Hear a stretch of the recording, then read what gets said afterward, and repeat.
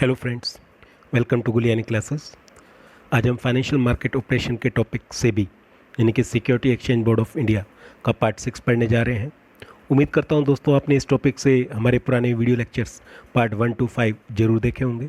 अगर आपने नहीं देखे हैं तो उसका लिंक आपको डिस्क्रिप्शन बॉक्स में मिल जाएगा, जहाँ से आप इन लेक्चर्स को देख सकते हैं। दोस्तों, अगर आपने इस चैनल को सब्सक्राइब नहीं किया है तो ज़रूर करिए, ताकि आपको हमारे आने वाली हर वीडियो का नोटिफिकेशन सबसे पहले मिल सके। Let's start. दोस्तों, आज हम डिस्कस करेंगे सेबी गाइडलाइंस फॉर शेयर्स। पिछले टॉपिक में हमने डिस्कस की थी सेबी की गाइडलाइंस डिवेंचर्स के लिए। आज हम डिस्कस करने जा रहे हैं सेबी की गाइडलाइंस फॉर शेयर्स के लिए। देखिए, शेयर्स जो है अलग अलग कंपनी अलग अलग फॉर्म में होती है, वो इशू करती है। उन सब फॉर्म के लिए क्या सेबी ने गाइडलाइंस तैयार कर रखी है, उसको हम वन बाय वन डिस्कस करेंगे। सबसे पहले first issue bye a new company, यानी कि ऐसी कंपनी जो पहली बार बन रही है और वो अपना पहला इशू ला रही है, तो उसके लिए क्या गाइडलाइंस इशू की है सेबी ने, उसको भी हम दो पार्ट में बांटेंगे। पहले एक तो मैन्युफैक्चरिंग कंपनी और दूसरी नॉन मैन्युफैक्चरिंग कंपनी। सबसे पहले डिस्कस करेंगे मैन्युफैक्चरिंग कंपनी। देखिए, मैन्युफैक्चरिंग कंपनी वो कंपनी होती है जो किसी चीज़ को दूसरी चीज़ में कन्वर्ट करती है, यानी कि रॉ मटेरियल को सेमी फिनिश या फिनिश गुड्स में कन्वर्ट करती है, उसे हम मैन्युफैक्चरिंग कंपनी कहते हैं। उसके लिए सेबी ने क्या गाइडलाइंस दी है शेयर इशू करने के लिए, वन बाय वन डिस्कस करते हैं। सबसे पहले should be a dividend paying company. देखिए, जो कंपनी मैन्युफैक्चरिंग अपने शेयर इशू करना चाहती है, उसके लिए सेबी ने गाइडलाइंस बनाई हुई है कि वो जो है वो डिविडेंड पेइंग होनी चाहिए। सबसे पहले सेबी ने 1996-1997 में जो शेयर इशू करने के जो नॉर्म्स हैं उनको काफ़ी टाइट किया। फिर 1999 में जो है सेबी ने अलग से एक गाइडलाइंस निकाली रिवाइज करके, और उस रिवाइज गाइडलाइंस के अकॉर्डिंग एक मैन्युफैक्चरिंग कंपनी जो कि अपने शेयर इशू करना चाहती है, उसके लिए क्या ज़रूरी है कि जिस ईयर वो कंपनी शेयर इशू कर रही है, उसके पिछले 5 सालों में कम से कम 3 साल वो उसके पास डिविजिबल प्रॉफिट होना चाहिए, यानी कि उसने डिविडेंड दिया होना चाहिए। और दूसरा, वो अपनी नेटवर्थ के जो है उसकी जो नेटवर्थ है पिछले 5 सालों में, उसमें कम से कम 3 साल 1 करोड़ रुपए से कम नहीं होनी चाहिए। यानी कि जो कंपनी है वो पिछले 5 साल में से 3 साल प्रॉफिटिंग कंपनी होनी चाहिए, उसके पास डिविजिबल प्रॉफिट होना चाहिए, यानी कि उसने अपने उसके पास ऐसा प्रॉफिट बचना चाहिए कि जिसे डिविडेंड के रूप में बांटा जा सके। और उसके अलावा जो उसकी नेटवर्थ है पिछले 5 साल में कम से कम 3 साल 1 करोड़ रुपए से कम नहीं होनी चाहिए। लेकिन अगर किसी कारणवश इन पिछले 5 साल में जो है वो 1 करोड़ रुपए से कम रही है, तो वो जो कमी है वो उसने पिछले इशू करने से पिछले 2 साल में हर हाल में पूरी कर ली होनी चाहिए।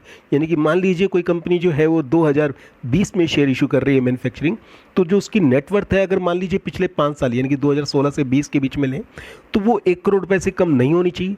लेकिन मान लीजिए किसी साल कम रही भी थी, तो उसके पिछले 2 साल यानी कि 2019-2018 में उसने हर हाल में जो है नेटवर्थ 1 करोड़ रुपए पूरी कर लिए होनी चाहिए। अगर उसने नहीं किए तो वो शेयर इशू नहीं कर सकती। सेकंड गाइडलाइंस आती है, that is IPO size and pre issue net worth. देखिए, जहाँ तक सवाल है आईपीओ साइज, इसके लिए सेबी ने जो गाइडलाइंस है ईयर 2000 में निकाली थी कि कोई भी कंपनी जो है वो अपना आईपीओ जो लाती है, पहले तो आपको यहाँ क्लियर कर दें आईपीओ किसे कहते हैं। आईपीओ होता है इनिशियल पब्लिक ऑफर, यानी कि कोई भी कंपनी जब पहली बार अपने शेयर इशू करती है तो उसको आईपीओ कहते हैं, इनिशियल पब्लिक ऑफर। तो कोई भी कंपनी जो है जो आईपीओ ला रही है, वो अपनी नेटवर्थ का 5 टाइम्स तक ही आईपीओ ला सकती है, और वो भी तब जब उस कंपनी का प्रॉफिट रिकॉर्ड जो है काफ़ी अच्छा है। यानी कि अगर आपकी जो भी नेटवर्थ है उसके 5 गुना से ज़्यादा वो आईपीओ नहीं ला सकती। लेकिन अगर मान लीजिए कोई ऐसी कंपनी है जिसका प्रॉफिट ट्रैक रिकॉर्ड अच्छा नहीं है, या फिर वो अपना जो आईपीओ है अपने 5 टाइम्स नेटवर्थ से ज़्यादा लाना चाहती है, तो क्या वो ला सकती है? सेबी ने उसके लिए भी रूल रखा है, हाँ वो ला सकती है, लेकिन उसके लिए उसे क्या करना होगा, उसे बुक बिल्डिंग प्रोसेस को अपनाना होगा। ये भी एक शेयर इशू करने का एक तरीका होता है, बुक बिल्डिंग प्रोसेस, जिसके बारे में हम आने वाली वीडियो में डिस्कस करेंगे कि उसके बुक बिल्डिंग प्रोसेस को अपनाना होगा, और अपने जो शेयर इशू कर रहे हैं उसका 60% जो है वो रिजर्व रखना होगा क्वालिफाइड इंस्टीट्यूशनल बायर्स के लिए, जिसे हम शॉर्ट फॉर्म में कहते हैं QIB, क्वालिफाइड इंस्टीट्यूशनल बायर्स। यानी कि कम से कम शेयर इशू का 60% जो है इन QIB इन्वेस्टर्स को देना होगा।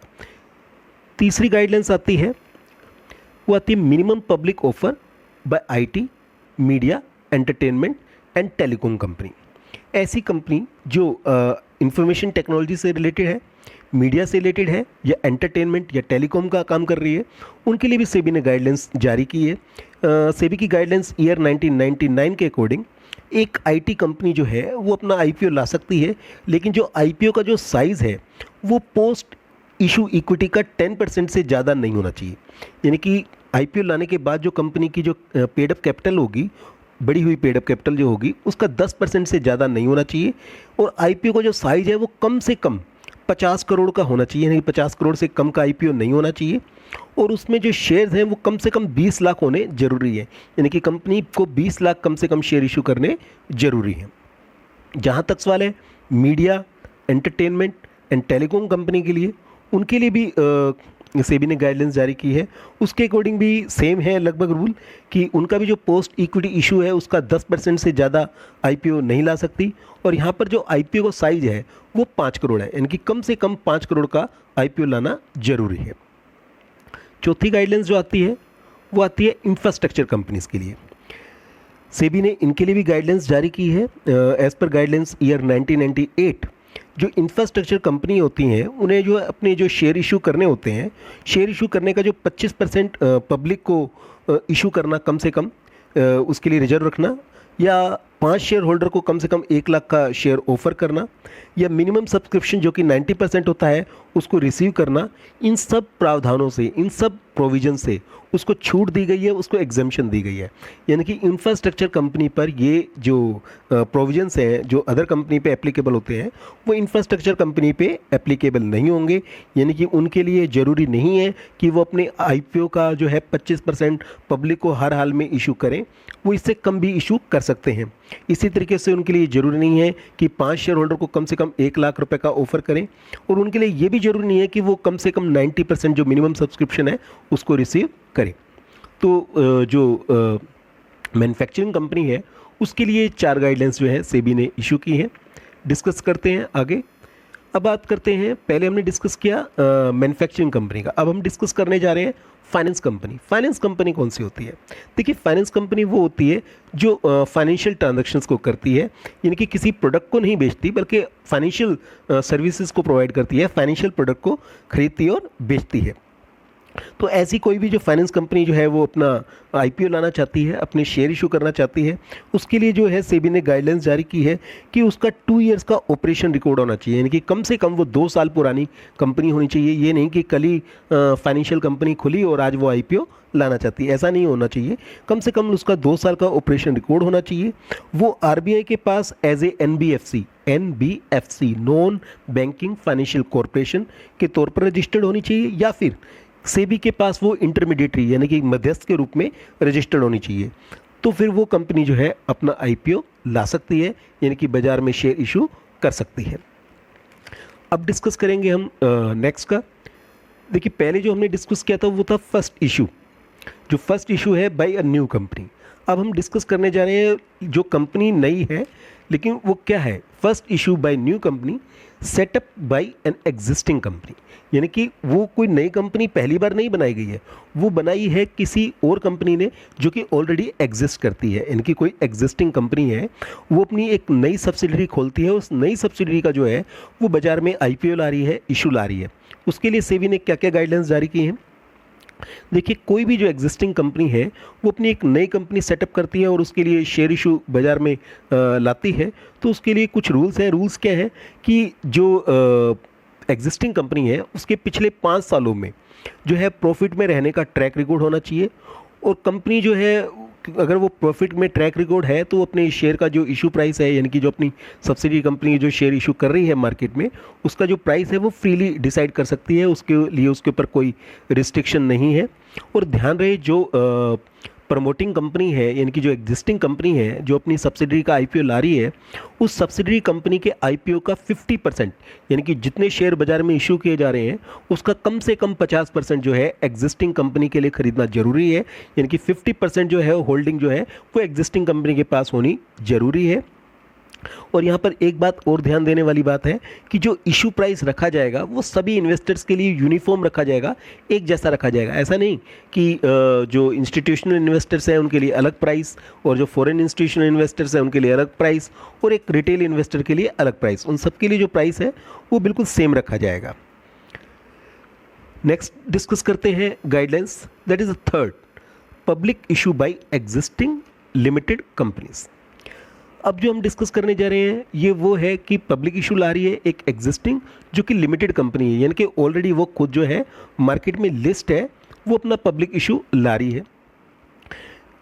ऐसी कंपनी जो ऑलरेडी एग्जिस्ट है वो अपना उसको अगर मान लीजिए फ्यूचर में और पैसों की ज़रूरत है, मान लीजिए वो कंपनी पहले से ही शेयर मार्केट में लिस्ट है, स्टॉक मार्केट में लिस्ट है और उसको अभी और पैसे की ज़रूरत है और मनी की ज़रूरत है, तो वो क्या वो आईपीओ ला सकती है? बिल्कुल ला सकती है, लेकिन अब जो है वो आईपीओ नहीं कहलाएगा, एफपीओ कहलाएगा। जैसा मैंने पहले डिस्कस किया, आईपीओ होता है इनिशियल पब्लिक ऑफर। ऐसी कोई भी कंपनी जो अपना फर्स्ट टाइम लाइफ में फर्स्ट टाइम शेयर इशू करती है तो उसे आईपीओ कहते हैं। लेकिन कोई कंपनी जिसने पहले बाजार में शेयर इशू कर रखे हैं अब वो दोबारा शेयर इशू करती है तो उसे एफपीओ कहते हैं। तो कोई भी एग्जिस्टिंग कंपनी जिसे और कैपिटल की ज़रूरत है वो अपना एफपीओ ला सकती है। उसके लिए सेबी ने गाइडलाइंस तैयार कर रखी हैं और वो कंपनी जो है अपने शेयर का जो है प्राइस है वो फ्रीली डिसाइड कर सकती है, उसके ऊपर कोई रिस्ट्रिक्शंस नहीं है। लेकिन फिर भी उसको प्राइस तय करने के लिए क्या करना चाहिए? अपने लीड मैनेजर से सलाह लेनी चाहिए, उससे कंसल्टेशन करनी चाहिए और उसके बाद ही प्राइस तय करनी चाहिए। यहाँ पर ध्यान रहे सेबी के पास ये पावर है कि वो इस चीज़ को रिव्यू करे, चेक करे कि कंपनी ने जो प्रोस्पेक्टस में जो भी मेन पॉइंट्स हैं जिसे डिस्क्लोज करना ज़रूरी है कि उसने डिस्क्लोज किए हैं या नहीं किए हैं। और मान लीजिए कोई एग्जिस्टिंग जो लिमिटेड कंपनी है वो बैंक है, अगर बैंक जो है उसे एडिशनल कैपिटल की ज़रूरत है, वो एफपीओ लाना चाहती है, उसके लिए सेबी ने गाइडलाइंस बना रखी है कि उसका कम से कम पिछले 2 वर्षों का प्रॉफिट का ट्रैक रिकॉर्ड होना जरूरी है, यानी कि पिछले 2 साल में वो प्रॉफिट में बैंक रहा हो। इसके अलावा जो कंपनी है उसको अपने प्रोस्पेक्टस में ये भी डिस्क्लोज करना होगा कि जो उसके पहले शेयर जो स्टॉक एक्सचेंज में लिस्टेड थे उनके जो रेट में अप एंड डाउन आते थे, तो पिछले 2 वर्षों में जो है उसके शेयर के प्राइस के हाई क्या थे और उसके शेयर के प्राइस के लो क्या थे, यानी कि कितने हाई रेट पे गए थे और कितने उसके लो रेट रहे थे पिछले 2 सालों में, वो भी प्रोस्पेक्टस में डिस्क्लोज करना जरूरी है। एक बात और बहुत ज़रूरी है यहाँ पर ध्यान देने की वाली कि मान लीजिए कोई एग्जिस्टिंग कंपनी जो है वो एफपीओ ला रही है, शेयर इशू कर रही है और उसे लगता है कि इशू करने के बाद जो है फॉरेन जो शेयर होल्डर्स हैं, जिनकी जो विदेशी अंशधारी हैं, विदेशी शेयर होल्डर हैं, उनकी जो होल्डिंग है वो 51% या उससे ज़्यादा हो जाएगी। तो ऐसे केस में जो है कंपनी को ज़रूरी हो जाता है कि वो एक शेयर होल्डर की मीटिंग बुलाए और उस मीटिंग में एक रेजोल्यूशन पास करके जो है शेयर की प्राइस तय करे। अब क्योंकि मामला जो है वो फॉरेन शेयर होल्डर से है, फॉरेन इन्वेस्टर से है, तो इसके लिए ज़रूरी हो जाता है कंपनी को या तो वो आरबीआई और as well as government of India इससे भी पहले परमिशन ले इशू करने से पहले। नेक्स्ट फोर्थ गाइडलाइंस डिस्कस करते हैं, that is the public issue bye existing unlisted company, unlisted public company. अब यहाँ पर थोड़ा एक कॉन्ट्राडिक्टरी है, एक तो आप कह रहे हैं कि पब्लिक कंपनी है और दूसरा आप कह रहे हैं वो अनलिस्टेड है, ये कैसे हो सकता है? बिल्कुल हो सकता है। कई बार क्या होता है कोई कंपनी जो है ऑलरेडी पहले पब्लिक कंपनी थी, उसने लिस्ट करवा रखा था, तो कई बार कंपनी क्या करती है अपने आप को डीलिस्ट करवा देती है, तो वो कहलाएगी अनलिस्टेड पब्लिक कंपनी, जिसमें पब्लिक की होल्डिंग तो है लेकिन वो किसी स्टॉक एक्सचेंज में लिस्ट नहीं है। अगर मान लीजिए वो अपना पब्लिक इशू ला रही है तो उसके लिए भी जो सेबी ने गाइडलाइंस तय कर रखी हैं कि ऐसी अनलिस्टेड पब्लिक कंपनी जो है अपने शेयर का इशू प्राइस जो है वो बिल्कुल ला सकती है और शेयर इशू कर सकती है, लेकिन उसके लिए शर्त यह है कि उसके पिछले 5 सालों में कम से कम 3 साल उसने डिविडेंड दिया हो, यानी कि 5 साल में 3 साल उसने जरूर डिविडेंड दिया हो और पोस्ट इशू के बाद जो उसकी नेटवर्थ है वो 5 गुना से ज़्यादा नहीं होनी चाहिए, यानी कि जो आईपीओ का साइज़ है वो कंपनी की नेटवर्थ के 5 गुना से ज़्यादा नहीं होना चाहिए। ऐसा पहले भी जो और कंपनी पे डिस्कस रहा है वही रूल जो है इसके ऊपर भी लागू होता है। फिफ्थ आता है first issue bye existing private closely held companies. ऐसी कंपनी जो कि प्राइवेट कंपनी है, क्लोजली हेल्ड कंपनी है, यानी कि अब तक वो एज ए प्राइवेट कंपनी के रूप में रजिस्टर्ड थी, लेकिन वो अपना शेयर इशू करके जो है इसको पब्लिक में कन्वर्ट कर रही हैं, अपने शेयर को ला रही हैं। उसके लिए सेबी ने क्या क्या रूल्स बना रखा है? उसके लिए भी कंपनी सेबी ने रूल्स बना रखा है कि ऐसी कंपनी जिनका पिछला प्रॉफिट का ट्रैक रिकॉर्ड अच्छा नहीं है, मतलब जो प्रॉफिटेबिलिटी है बहुत अच्छी नहीं है, वो जो है अपने शेयर जो इशू है वो केवल एट पार कर सकती हैं, यानी कि वो पब्लिक को प्रीमियम चार्ज नहीं कर सकती। लेकिन मान लीजिए उनका जो पिछले 5 वर्षों में 3 वर्ष का जो प्रॉफिट का ट्रैक रिकॉर्ड है वो अच्छा है, तो वो कंपनी जो है अपने शेयर का इशू प्राइस बिल्कुल फ्रीली डिसाइड कर सकती है, उसके ऊपर कोई रिस्ट्रिक्शन नहीं है। दूसरा, ऐसी कंपनी जिसके पिछले 3 वर्षों का प्रॉफिट का ट्रैक रिकॉर्ड अच्छा है, लेकिन ऐसा भी हो सकता है कि उसका खुद का प्रॉफिट का ट्रैक रिकॉर्ड अच्छा नहीं है, लेकिन उसको जो प्रमोट कर रही है कंपनी, जो उसकी होल्डिंग कंपनी है, उसका पिछले 5 वर्षों का जो प्रॉफिट का ट्रैक रिकॉर्ड है वो बहुत अच्छा है, तो वो भी जो कंपनी है अपने इशू का प्राइस बिल्कुल फ्रीली डिसाइड कर सकती है। और एक और मेन पॉइंट है कि ऐसी कंपनी जो प्राइवेट कंपनी से पब्लिक बन रही जा रही है, उसे अपने इशू का कम से कम 20% पब्लिक को इशू करना जरूरी है, यानी कि 20% तो उसे कम से कम पब्लिक को इशू करना ही पड़ेगा। ये बहुत ज़रूरी पॉइंट आ जाता है। और मेन पॉइंट ये भी आता है कि कंपनी जो है अपने ड्राफ्ट का जो प्रोस्पेक्टस है वो सेबी को भेजेगी, और सेबी जो है उसको रिव्यू करेगी, उसको चेक करेगी। क्या चेक करेगी? कि उसके अंदर जो है पूरी तरीके से जो डिस्क्लोजर्स हैं वो पूरे तरीके से डाले गए हैं, नहीं डाले गए हैं, यानी कि सारे पॉइंट्स जो है वो डिस्क्लोज किए गए हैं या नहीं किए गए हैं। और जो इशू का प्राइस है, कंपनी जो है वो पहले लीड मैनेजर से एडवाइस लेगी, उससे सलाह मशवरा करेगी और उसके बाद ही प्राइस तय करेगी। प्रोस्पेक्टस के अंदर इस चीज़ का भी डिस्क्लोजर होना जरूरी है कि जो उसने प्राइस तय किया है वो किस बेस पे तय किया है, यानी कि प्राइस को तय करने के लिए जो कंपनी का वैल्यूएशन किया गया है वो वैल्यूएशन किस बेस पे किया गया है। उसके लिए बैलेंस शीट को भी इंफॉर्मेशन जो है वो प्रोस्पेक्टस में डालेगी कि किस बेस पे जो है कंपनी का वैल्यूएशन किया गया है और उस वैल्यूएशन के बेस पे जो है शेयर का प्राइस तय किया गया है। तो ये थी गाइडलाइंस सेबी की शेयर को इशू करने से रिलेटेड। अब पढ़ते हैं हम नेक्स्ट टॉपिक। अब हम डिस्कस करने जा रहे हैं SEBI guidelines for bonus issue. पहले हमने जो डिस्कस किया था कि कंपनी जो इशू कर रही है नॉर्मल शेयर्स, उससे रिलेटेड आज हम डिस्कस करने जा रहे हैं नेक्स्ट कि कंपनी जो बोनस शेयर इशू करती है उससे रिलेटेड सेबी की क्या गाइडलाइंस है। तो दोस्तों पहले तो हम ये डिस्कस कर लेते हैं कि बोनस शेयर्स होते क्या हैं। देखिए, बोनस शेयर्स होते हैं जब कंपनी अपने एग्जिस्टिंग शेयर होल्डर को फ्री में शेयर्स देती है तो उसे बोनस शेयर्स कहते हैं। अब आप कहेंगे कि फ्री में शेयर्स कैसे देती है?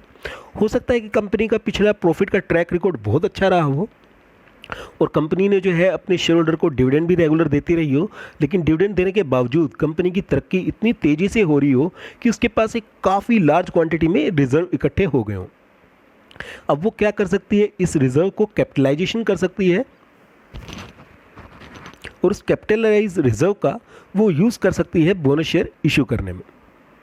तो आई थिंक आपको बोनस शेयर का मीनिंग क्लियर हो गया होगा कि बोनस शेयर जो इश्यू किए जाते हैं वो एग्जिस्टिंग शेयर होल्डर को किए जाते हैं और वो फ्री ऑफ कॉस्ट किए जाते हैं, उससे उनके बदले में कोई चीज़ चार्ज नहीं की जाती, बल्कि जो कंपनी के रिजर्व पड़े हुए हैं उस रिजर्व को यूज़ करके जो है अपने एग्जिस्टिंग शेयर होल्डर को बोनस शेयर इशू किए जाते हैं।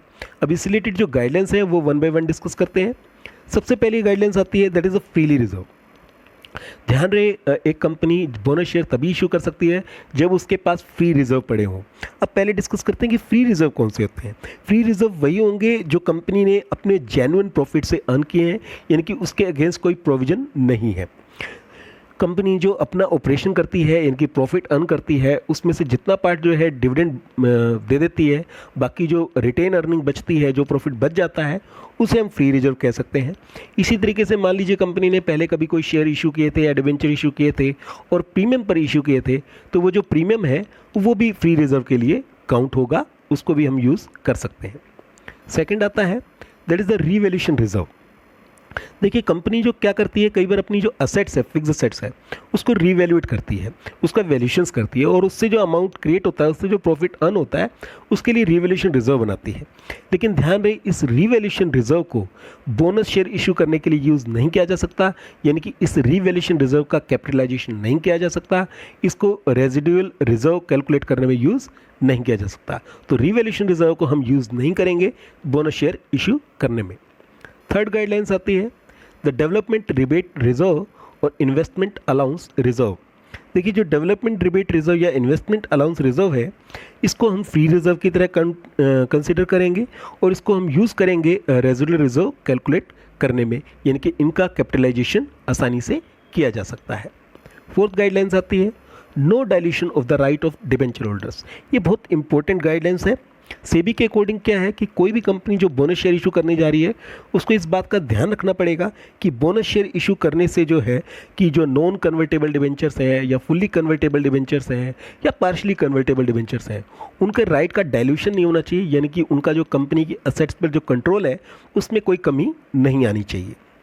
फिफ्थ जो गाइडलाइंस आती है that is the time period. देखिए बोनस शेयर इशू करने के लिए क्या होता है कि जो बोर्ड ऑफ डायरेक्टर्स हैं वो इसकी अप्रूवल देते हैं।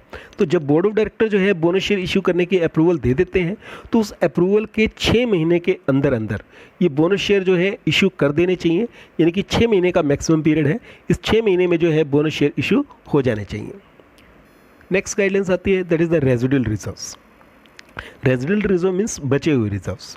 देखिए जैसा हमने डिस्कस किया कि बोनस शेयर इशू करने के लिए कंपनी को क्या करना होता है, अपने फ्री रिजर्व्स का कैपिटलाइजेशन करना होता है। लेकिन कंपनी को ये बात ध्यान रखनी है, ऐसा नहीं है कि वो अपने सारे के सारे रिजर्व्स को जो है वो कैपिटलाइज कर दे, नहीं, ऐसा नहीं है। सेबी ने इसके लिए रूल बना रखा है। कंपनी जो है अपने रिजर्व का उतना ही कैपिटलाइजेशन कर सकती है कि जितने कैपिटलाइजेशन करने के बाद जो रिजर्व बचने चाहिए वो बोनस शेयर इशू करने के बाद जो कंपनी की जो पेड अप कैपिटल बढ़ जाती है उस बढ़ी हुई पेड अप कैपिटल का 40% कम से कम रहने चाहिए। यानी कि कंपनी जो अपने रिजर्व है उसको कैपिटलाइज कर रही है, उसको इतने रिजर्व तो छोड़ने पड़ेंगे कि वो उसकी बढ़ी हुई कैपिटल का कम से कम 40% बच जाए।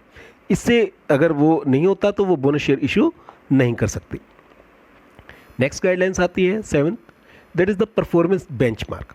देखिए बोनस शेयर इशू करने के लिए कंपनी को एक परफॉर्मेंस बेंचमार्क को भी पूरा करना पड़ता है। वो बेंचमार्क क्या है कि कंपनी के जो पिछले 3 वर्षों में जो एवरेज प्रॉफिट बिफोर टैक्स हुए हैं उसका 30% उसने एज ए डिविडेंड दिया हो, यानी कि जो उसके एवरेज प्रॉफिट पिछले 3 साल में रहे हैं बिफोर टैक्स उसका 30% कम से कम उसने डिविडेंड दिया हो, और बोनस इशू करने के बाद जो बढ़ी हुई कैपिटल है उसका वो कम से कम 10% होना चाहिए। अगर वो नहीं होता तो वो बोनस शेयर इशू नहीं कर सकती। 8th गाइडलाइंस आती है that is a contingent liability. आपको पता ही है कंटीजेंट लायबिलिटी क्या होती है। कंटीजेंट लायबिलिटी वो होती है जो लायबिलिटी हो भी सकती है और नहीं भी हो सकती। ये केवल एक कंफर्मेशन से अभी पेंडिंग है कि हमारे खिलाफ कोई लिटिगेशंस है जिसका अभी निपटारा नहीं हुआ है, तो हो सकता है इसकी पेमेंट हमें करनी भी पड़े या ना भी करनी पड़े। तो ऐसी जितनी भी कंटीजेंट लायबिलिटीज़ हैं उसको डिस्क्लोज करना जरूरी हो जाता है कंपनी को बोनस शेयर इशू करने से पहले। ऐसी जितनी भी कंटीजेंट लायबिलिटी हैं जिनका इम्पैक्ट जो है कंपनी के प्रॉफिट पे पड़ सकता है। और इसके अलावा रिजर्व को कैपिटलाइज की कैलकुलेशन करते वक्त जो रेजिडुअल रिजर्व है उसकी कैलकुलेशन करते वक्त भी इसको कंसिडर करना चाहिए। नेक्स्ट जो गाइडलाइंस आती है that is the capital reserve. देखिए इस तरीके का कोई जो कैपिटल रिजर्व है जैसे कि असेट्स के रिवैल्यूएशन का, जैसे हमने पहले भी डिस्कस किया है कि असेट्स को रिवैल्यूएशन करने से जो रिजर्व बनता है, या फिर कोई ऐसा रिजर्व जिसे हमने कैश में रिसीव नहीं किया है, तो ऐसे रिजर्व को हम कैपिटलाइज नहीं कर सकते और उसको हम रेजिडुअल रिजर्व की कैलकुलेशन में कंसिडर नहीं कर सकते। नंबर 10th आता है इन लीव ऑफ डिविडेंड। इस बात को ध्यान में रखिएगा कि कोई भी कंपनी जो है वो बोनस शेयर डिविडेंड के बदले में नहीं दे सकती। ऐसा नहीं है कि कंपनी किसी साल क्या करेगी, हम इस साल डिविडेंड नहीं दे रहे, हम क्या करते हैं डिविडेंड के बदले में बोनस शेयर दे देते हैं। ऐसा नहीं कर सकती। बोनस शेयर जो है वो एक अलग चीज़ है, डिविडेंड जो है वो एक अलग चीज़ है। तो बोनस शेयर को एज ए डिविडेंड नहीं दिया जा सकता, इस चीज़ का रिस्ट्रिक्शन है सेबी के द्वारा। नंबर 11th गाइडलाइंस आती है that is the partially paid shares. मान लीजिए कंपनी के जो है कंपनी ने पार्शली पेड शेयर इशू कर रखे हैं और वो बोनस शेयर देना चाहती है, नहीं, कंपनी तब तक बोनस शेयर इशू नहीं कर सकती जब तक कि वो अपने पार्शली पेड शेयर्स को फुल्ली पेड में कन्वर्ट ना कर ले। तो मान लीजिए कोई कंपनी जिसने पार्शली पेड शेयर इशू कर भी रखे हैं और वो बोनस शेयर देना चाहती है, तो सबसे पहले तो उसे अपना पार्शली पेड शेयर्स को जो है फुल्ली पेड में कन्वर्ट करना पड़ेगा, उसके बाद ही वो है बोनस शेयर इशू कर सकती है। 12th गाइडलाइंस जो आती है वो आती है डिफ़ॉल्ट इन पेमेंट। इस चीज़ का बड़ा ध्यान रखना है कि कोई भी कंपनी जो बोनस शेयर इशू करने जा रही है वो कभी भी अपने फिक्स डिपॉजिट पर या डिबेंचर पर उसके इंटरेस्ट या प्रिंसिपल के पेमेंट करने में डिफ़ॉल्ट ना रही हो, यानी कि कभी भी उस कंपनी ने अपने फिक्स डिपॉजिट या डिवेंचर के जो भी इंटरेस्ट और प्रिंसिपल है, यानी कि ब्याज और मूलधन है, उसका भुगतान करने में कभी भी कोई चूक ना की हो। इसी तरीके से कंपनी ने अपने जो स्टैच्यूटरी ड्यूज़ हैं जो एम्प्लॉयज़ के लिए होते हैं, जैसे प्रोविडेंट फंड, ग्रेच्युटी, इनके भुगतान में भी कभी भी डिफ़ॉल्ट ना किया हो। अगर मान लीजिए उसने वो पेमेंट में डिफ़ॉल्ट रही है या तो डिवेंचर या फिक्स डिपॉजिट के इंटरेस्ट या प्रिंसिपल में, या फिर एम्प्लॉयज़ की जो स्टैच्यूटरी पेमेंट होती है उसमें, तो वो कंपनी जो है बोनस शेयर इशू नहीं कर सकती। 13th आती है, there is a provision in the article of association of company. कोई भी कंपनी जो बोनस शेयर इशू करने जा रही है उसके लिए ज़रूरी हो जाता है कि उसके जो आर्टिकल ऑफ एसोसिएशन है उस चीज़ में इस चीज़ का प्रोविज़न होना चाहिए, इस चीज़ का प्रावधान होना चाहिए कि जो रिजर्व्स का कैपिटलाइजेशन किया जा सकता है। अगर मान लीजिए वहाँ पर ऐसा कोई प्रोविज़न ही नहीं है कि रिजर्व का कैपिटलाइजेशन किया जा सकता है, तो वो कंपनी बोनस शेयर इशू नहीं कर सकती। उसके लिए उसे क्या करना होगा, उसे एक जर्नल मीटिंग बुलानी होगी और उस जर्नल मीटिंग में जो है एक रेजोल्यूशन पास करना होगा कि हाँ, कि रिजर्व का कैपिटलाइजेशन किया जा सकता है, और मीटिंग में रेजोल्यूशन पास होने के बाद वो प्रोविजन बन जाएगा। अब वो कंपनी जो है बोनस शेयर इशू कर सकती है। नेक्स्ट गाइडलाइंस आती है बोनस शेयर से related 14th, not to be exceeded authorise capital. Not to be exceeded का मतलब क्या है? जब कंपनी बोनस शेयर इशू करेगी तो जो उसकी पेड अप कैपिटल है वो बढ़ जाएगी। इस चीज़ का ध्यान रखना है, जो बढ़ी हुई पेड अप कैपिटल है वो ऑथराइज कैपिटल से कहीं ज़्यादा ना हो जाए।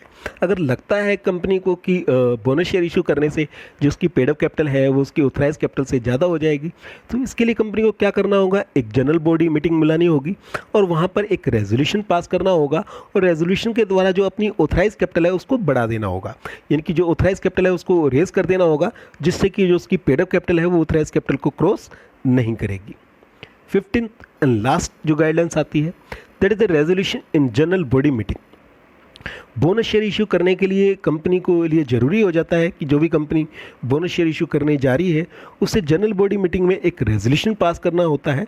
अगर जब तक रेजोल्यूशन पास नहीं होगा तब तक वो बोनस शेयर इशू नहीं कर सकती, और मैनेजमेंट को उस मीटिंग में ये भी बताना होता है कि वो बोनस शेयर इशू करने के बाद वाले ईयर में कितना डिविडेंड देगी। एग्जैक्ट अमाउंट तो नहीं, लेकिन उसे एक इंडिकेशन देना होता है कि वो आसानी से डिविडेंड दे पाएगी या नहीं दे पाएगी, क्योंकि पहले ही बताया जा चुका है कि बोनस शेयर जो इशू करते हैं वो डिविडेंड के बदले में इशू नहीं किए जा सकते। दोस्तों, इस चैनल को सब्सक्राइब करना मत भूलिएगा। अगर आपको ये वीडियो पसंद आई है तो इसको ज़रूर लाइक करिएगा, अपने दोस्तों के साथ शेयर करिएगा, न केवल अपने कॉलेज के दोस्तों के साथ शेयर करिएगा बल्कि दूसरे कॉलेज में भी अगर आपके दोस्त हैं तो उनके साथ शेयर करिएगा। आज हमने जो भी टॉपिक डिस्कस किए हैं उससे रिलेटेड कोई भी आपकी क्वेरी है तो उसे कमेंट बॉक्स में डालिएगा। आप अपनी क्वेरी हमें ईमेल भी कर सकते हैं, हमारी ईमेल आईडी gulianiclasses@gmail.com पर। आप हमारे फेसबुक पेज गुलियानी क्लासेस को भी फॉलो कर सकते हैं। मिलते हैं दोस्तों एक नए वीडियो लेक्चर के साथ बहुत जल्दी। Thank you.